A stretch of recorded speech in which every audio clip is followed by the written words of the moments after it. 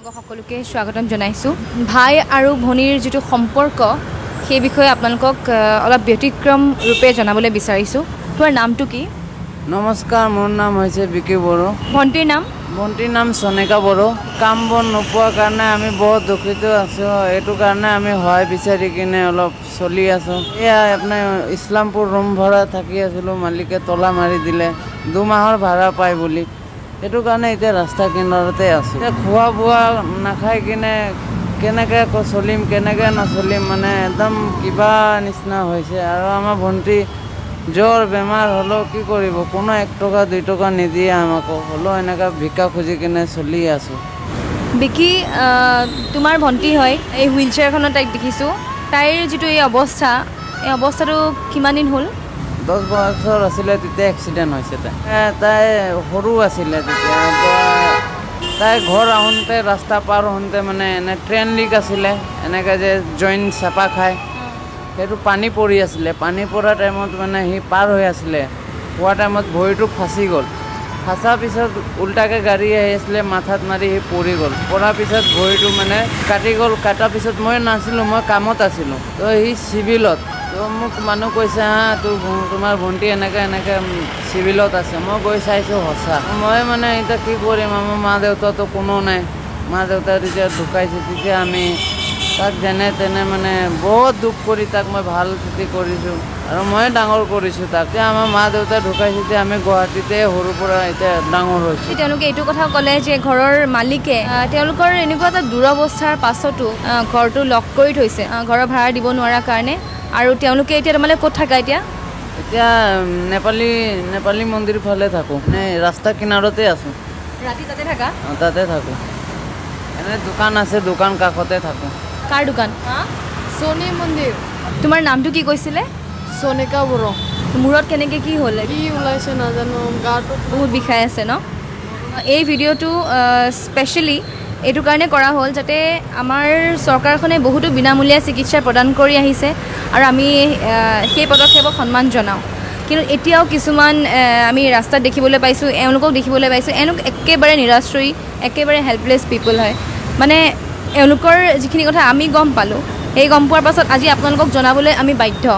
আৰু আমি আশা কৰিছোঁ যে এই ভিডিঅ'টো আপোনালোকে শ্বেয়াৰ কৰি চৰকাৰকো এবাৰ জনাওক। আৰু যিসকল NGO হওক বা অন্য কি হওক বা যিসকলে এনেকুৱা ধৰণৰ কাম কিছুমান হাতত লৈছে, কৰি আছে, তাইক যাতে বিনামূলীয়া চিকিৎসা প্ৰদান কৰে। আৰু তাইৰ কিবা কিবি হৈছে, এনেকৈ ৰাস্তাই ৰাস্তাই ঘূৰিব লগা হৈছে, তাৰ কাম নাই, বৰ্তমান কাম পোৱা নাই। আৰু তাইক এনেকুৱা এটা অৱস্থাত অসহায় কৰি য'ত ঘৰটো লক কৰি দিছে, তাইক এনেকৈ ৰাস্তাত এৰি থৈ পেলাই সি কেনেকৈ কাম কৰিব যাব, এইটো এটা চিন্তা কৰিবলগীয়া। য'ত তেওঁলোকৰ কোনোৱে নাই, তেওঁ কামৰ কাৰণে বিচাৰি আছে, তেওঁ ৰঙৰ কাম কৰে ন? কিহৰ কাম কৰিছিলে? মই পেইণ্টৰ মিস্ত্ৰী হয়, কাম বন পোৱা নাই বুলি এনেকৈ এতিয়া ভণ্টিক লৈ ঘূৰি আছোঁ। আমিতো ল'ৰা মানুহ বাহিৰত থাকি যাব পাৰিম, লেকিন মোৰ ভণ্টি তেনেকৈ ৰাস্তাত এৰি কিনে থাকিব নোৱাৰোঁ। সেইটোৱে আৰু আমাক যোনে যদি সহায় কৰি দিয়ে, বেছিও নহয়, টকা অলপ চলপ মানে সহায় কৰি দিলে আমি বহুত দোৱা কৰিম। নিজৰ ককায়েকে যেতিয়া নিজৰ ভণ্টিক এনেকৈ ৰাস্তাত এনেকৈ লৈ আহিছে আৰু তাইক দেখিছোঁ, তাইৰ বিৰাট মূৰৰ বিষ হৈ আছে, তাই হুইল চেয়াৰখনত শুই গৈছিলে। তাইক আমি সুধি আছোঁ কিবা খাবা নেকি, ভাত খাবা নেকি? সিহঁতে কৈছে একো খোৱা নাই ৰাতিপুৱাৰ পৰা, কিন্তু ভাত নাখায় কাৰণ সেই খোৱাৰ অৱস্থাটো নাই, মানসিকভাৱে বহুত কষ্টত ভুগি আছে। ঘৰটো লক কৰি থৈ দিছে, তেওঁলোকৰ ঘৰত কোনো নাই। আৰু এনে অৱস্থাত ঘৰৰ মালিকে যিটো এই পদক্ষেপ লৈছে, এইটোক মই ধিক্কাৰ জনাইছোঁ। আৰু এনেকুৱা যিবোৰ মালিক আছে, যিসকলে দুখীয়া শ্ৰেণীৰ ওপৰত এনেকৈ আতিশয্য চলাই আছে, সেইসকলক মই অনুৰোধ কৰিছোঁ যাতে আপোনালোকে এনেকুৱা ধৰণৰ কাম নকৰে আৰু পাৰিলে মানুহক সহায়হে কৰিব, আৰু বেছি মানে অসহায়ৰ পথলৈকে ঠেলি নিদিব যাতে। মই আশা কৰিছোঁ ফিনিক্স টিভি ৰিয়েলক যিখিনি লোকে এতিয়ালৈকে ছাপোৰ্ট কৰি আছে, তেওঁলোকে উলুবাৰীৰ এইখিনিতে থাকে আৰু তেওঁলোকে ক'লে যে ৰাতি হ'লে নেপালী মন্দিৰৰ ওচৰত থাকে।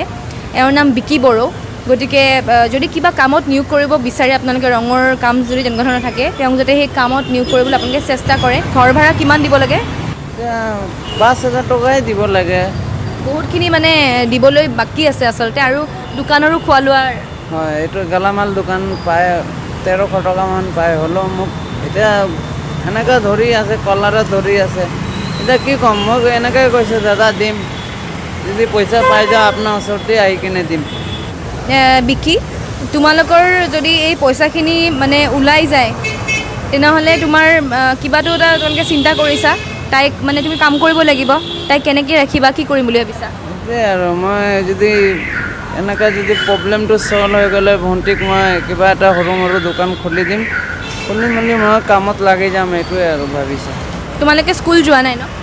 নাই যোৱা। মা সৰু থাকোঁতে ঢুকালে, এইটোৰ পৰা মোৰ দাদাই লৈ কিনে আহি গৈছে, সেইটো কাৰণে স্কুল যাব পৰা নাই। মোৰ মা জিন্দা থাকিলে স্কুল যাব পাৰিলে হয়।